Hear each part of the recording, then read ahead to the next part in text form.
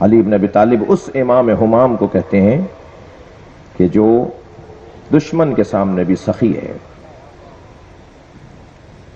وہ جس کے مرام اور جس کے مزاج میں سخاوت اور عطا ہو، اس کے بچوں کو بھوکا رکھا جائے، اس کے بچوں کو پیاسا رکھا جائے، اس کے بچوں کو کربلا میں گھیر کے مارا جائے، جس کی زوجہ کا مہر پانی ہو، جس کی زوجہ کا مہر نمک ہو، اس فاطمہ زہرا کے حسین کو پیاسا مارا جائے۔ یہ اتنی مدت گزرنے کے بعد آج میں اور آپ جو مجالس میں امام حسین کی اس مظلومیت کو یاد کر کے رو رہے ہیں، اس کا سبب یہی تو ہے۔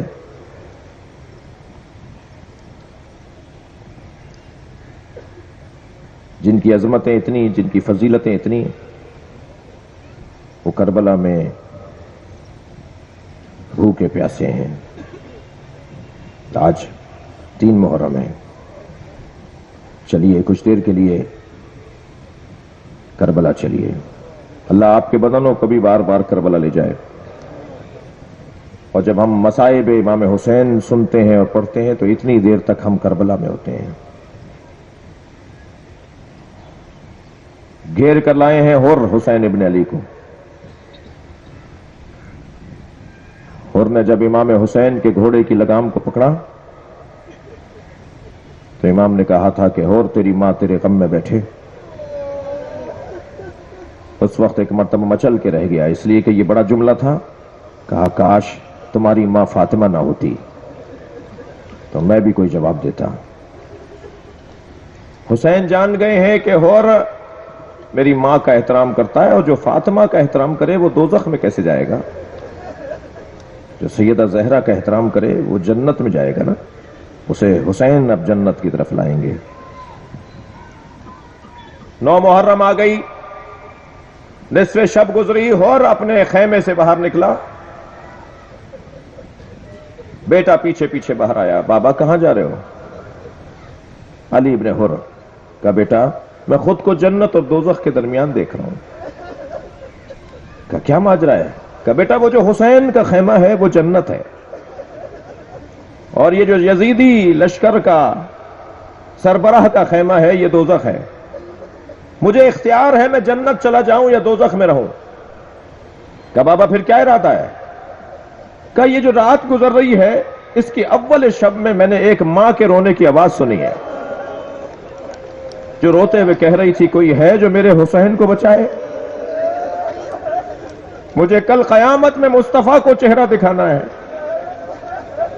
اگر فاطمہ زہرا نے پوچھ لیا کہ میرا حسین مارا جا رہا تھا تو میں تو جواب یوں نہیں دے پاؤں گا کہ میں ہی تو حسین کو یہاں تک لے کر آیا ہوں۔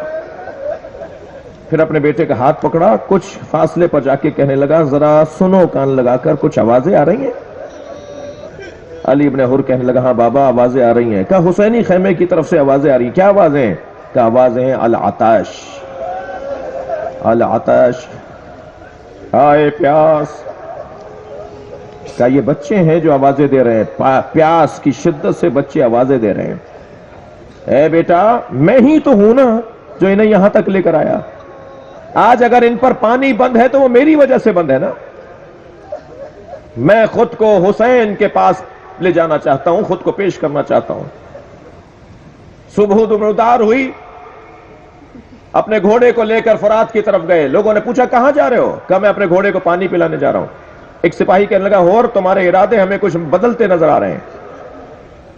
گھوڑے کو پانی پلایا اور پھر ایک مرتبہ ایک میدان کی طرف رخ کر کے اپنے بیٹے کو آواز دی بیٹا میرے سر سے امامہ اتارو، امامہ تو عزت دار لوگ پہنتے ہیں، میری تو عزت اس وقت ہی ختم ہو گئی جب میں نے حسین کے گھوڑے کی لگام پکڑی۔ بیٹا میرے ہاتھ باندھ دو، اس لیے کہ میں مجرم ہوں فاطمہ زہرا کا لال اگر مجھے معاف کرے گا تو معافی ملے گی۔ بیٹا مجھے اپنے ساتھ پہنچاؤ حسین ابن علی کے خیموں تک۔ یہاں ہور چلا ہے سر سے امامہ اتار کر ہاتھوں کو بندھوا کر. بعض لوگوں نے کہا ہے کہ بیٹا، لکھا ہے کہ بیٹے سے کہا بیٹا اپنے ساتھ قرآن بھی رکھو، یہ قرآن کا بڑا احترام کرتے ہیں، قرآن کے صدقے میں مجھے معاف کر دیں گے. جیسے ہی سامنے سے ہور کو آتے ہوئے دیکھا، امام حسین نے فرمایا عباس میرا مہمان آ رہا ہے. علی اکبر آگے آؤ میرا مہمان آ رہا ہے. جوانان بنی ہاشم نے بڑھ کر حضرت ہور کا احترام کیا، استقبال کیا. فرمایا علی اکبر جا کے رسی کھولو، ان کو امامہ پیش کرو کہ سر پہ امامہ رکھیں. قریب آ کے گردن جھکا کے کھڑا ہوا ہے ہور. امام نے دونوں بازوؤں کو تھام کر کہا ہور انت حر فی الدنیا والآخرہ، خبردار مجھ سے کچھ کہنا نہیں، تمہارا آ جانا کافی ہے. اللہ اکبر، تم دنیا میں بھی آزاد ہو، تم آخرت میں بھی آزاد ہو. ابھی حسین اور ہور کے درمیان مکالمہ ہو رہا تھا کہ خیمے سے فضہ باہر آئی. امام حسین سے کچھ کہا تو مولا نے فرمایا آپ خود کہیے ہور سے.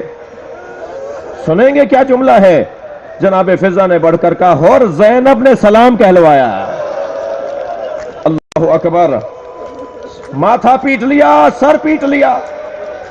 کہاں علی کی بیٹی، کہاں ہم جیسے غلاموں کو سلام. کہا ہور ایک اور جملہ بھی زینب نے کہا ہے، اور جملہ یہ ہے کہ ہور پیش کرنے کو ہمارے پاس پانی بھی نہیں ہے، ہم کیسے مہمان نوازی کریں، ہم آنے والے مہمان کا کیسے خیال کریں. اجرکم اللہ، اجرکم اللہ. اللہ آپ کو کسی غم میں نہ رلائے، سوائے غم اہل بیت میں آپ کی آوازیں بلند ہیں، اللہ آپ کو اس کا جو ثواب عطا فرمائے. کچھ ہی لمحے گزرے تھے کہ ایک مرتبہ ہور نے آگے بڑھ کر کہا مولا میں آپ کو کربلا لے کر آیا ہوں، مولا مجھے اجازت دیں میرا بیٹا آپ پہ قربان ہونے کو پہلے جائے اور پھر میں آپ پہ قربان ہونے کے لیے جاؤں. پہلے شہیدوں میں ہیں علی ابن ہور اور ہور ابن یزید رہی. علی ابن ہور کو تیار کیا، روانہ ہوا بیٹا. میدان کربلا میں دشمن کا مقابلہ کرتے ہوئے جب زخم پر زخم لگنا شروع ہوئے اور گھوڑے پر بیٹھ نہیں پا رہے تھے تو ایک آخری وار سے جب زخمی ہو کر گھوڑے سے گرنے لگے تو آواز دی بابا ہور میری مدد کیجیے گا.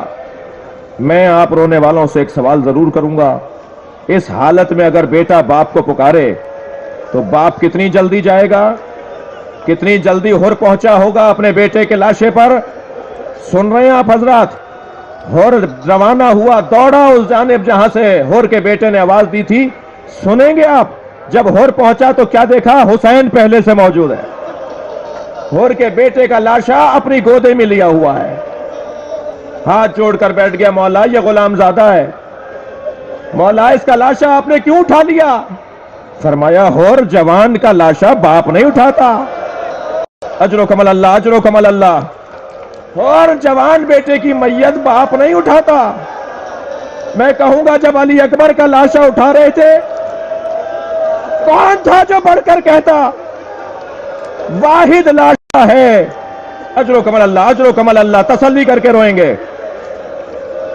میرے مولا نے سارے لاشے کربلا میں خود اٹھائے، غلاموں کے لاشے بھی کسی کو اٹھانے نہیں دیے. جون جیسے سیاہ پوست کا لاشا بھی خود اٹھا کے لائے. جی جب ہور کے بیٹے کا لاشا اٹھا رہے ہیں تو کیا فرما رہے ہیں؟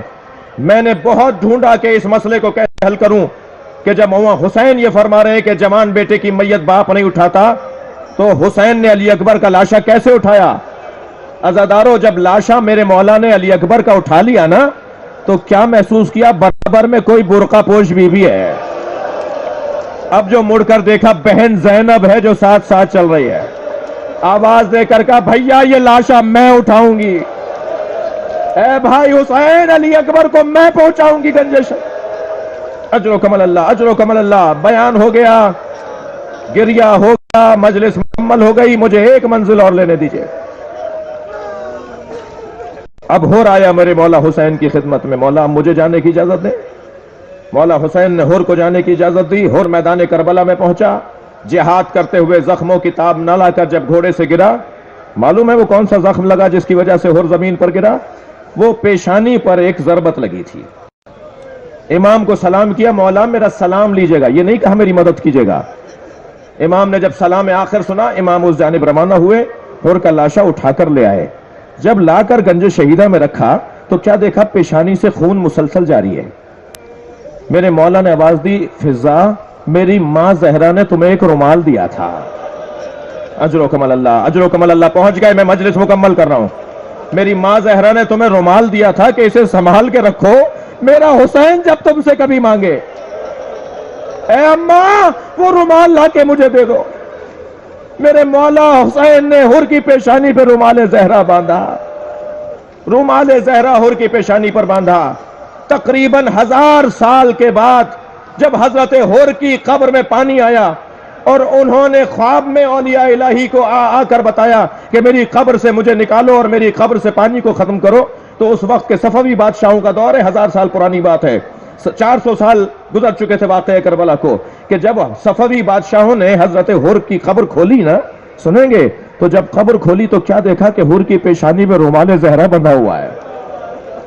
ایک وہاں کھڑے عالم دین نے کہا اس رومال کو اب کھول دو, اس رومال کو حر کی پیشانی سے اب گرا, اس کی کھول دو.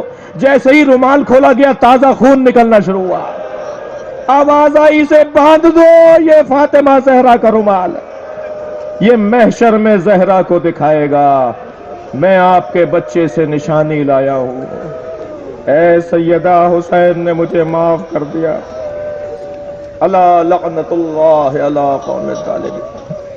یا اللہ ان آوازوں پر رحمت نازل فرما, رونے والوں کی توفیقات میں اضافہ فرما, ہم سب کی عاقبت بخیر فرما, اس ملک کی اور اس شہر کی اور اس صوبے کے حالات کو بہتری عطا فرما, امام زمانہ کے ظہور میں تعجیل فرما. ربنا اتنا فی الدنیا حسنۃ وفی الآخرۃ حسنۃ وقنا عذاب النار. الہی و سیدی و مولائی